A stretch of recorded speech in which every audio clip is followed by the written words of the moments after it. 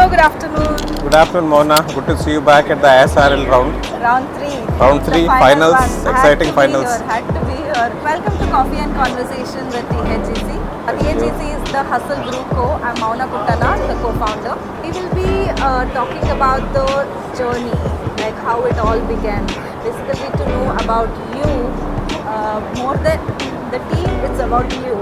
I've seen you've been managing the whole team, the riders and I think the whole operations.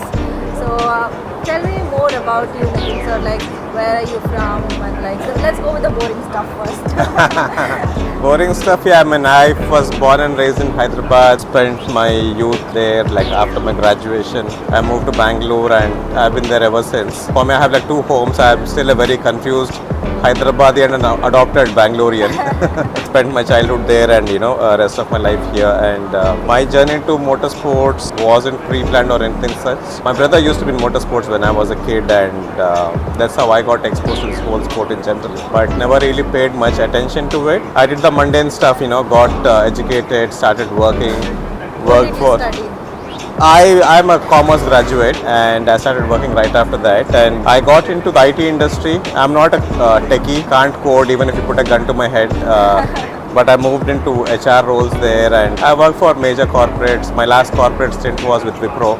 But while I was doing this, I saw this internet wasn't as evolved as it is now those days, 2005-6. I saw there was a rally happening in Bangalore, which is a K1000 rally. And I decided, hey, you know what, rallies are fun, let me just go spectate. And then I went and spectated K1000 rally, and that's when the bug really caught me, and I started volunteering at local events and things like that. 2010 is when I really decided to take the plunge. Motorsport is an expensive sport. I didn't have the budget to drive, but there was somebody who was looking for a co-driver. As you know, in rallying you have a driver and a co-driver, and there was a seat up for grab for a co-driver. That's when I decided that I'll get into the car. That friend was gracious enough for me to, being a newbie, he let me get into the car. Didn't crash his car, didn't cost him his life, but that's how I started my first rally in 2010. After that, I've been on and off into rallying, but from 2012 onward, I don't think I missed any rallies since then till about 2 years back. So, previous question, what is the role of co-driver? To dump it down, we are the Google Maps of our driver in the middle of a rally. Rallies are not run on public streets. They are run in wooded areas where there are no maps, no directions. That is when we come into the picture. The day before, we have something called the recce, the reconnaissance of the stages that you're racing on. The driver, from his or her point of focus, kind of give us directions in terms of the distances, the turns that the car is taking, right? Is it a left turn or a right turn? So you have to read the whole map. Yes, they basically try to remember the track, the drivers, and they're passing on those instructions to us, and we write those down on something called the pace notebook. And the next day when we're actually rallying, you become the eyes and ears of your driver. So it's like something, the book that you will be reading, or you'll just see and tell? As you and your driver, your compatibility improves, your speeds also increase. There comes a point where the co-driver won't even have the time to look up and see what the track is like. Just based on the G-forces on your body, you should be able to tell that you're giving the right calls. So like you said that you crashed and like you didn't win, right? How do you celebrate that moment?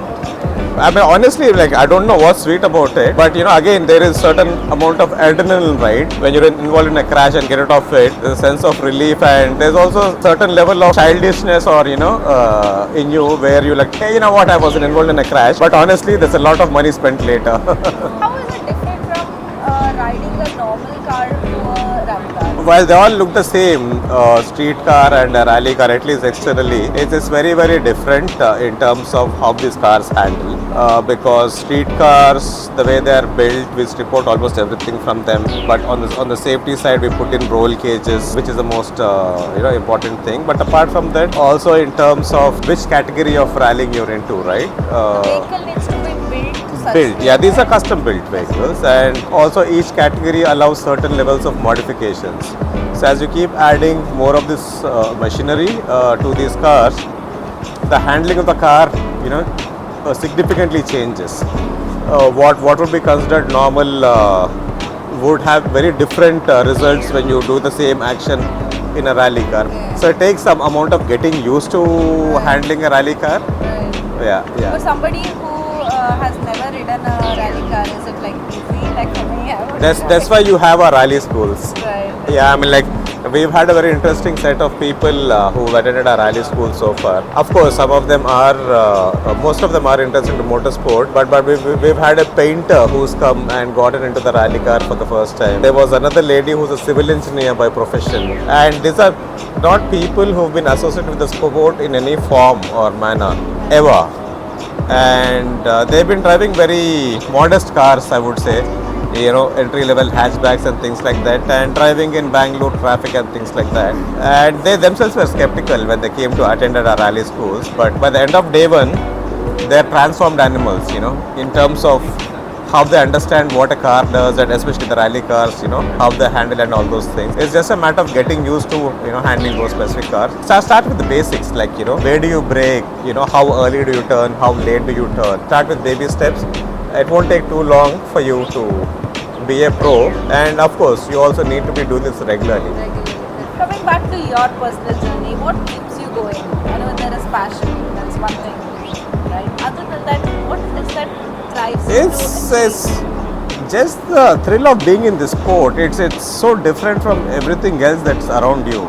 I probably would have led a very monotonous life, you know, Monday to Friday, go to work, come back, Saturday, Sunday, probably running around doing your errands, or if you're lucky enough, do a quick weekend trip and come back. But there's nothing much more beyond that. You know, everybody, you look at their Instagram bios or whatever bios that they have, everyone says wanderlust and travel bug and, you know, what have you, right?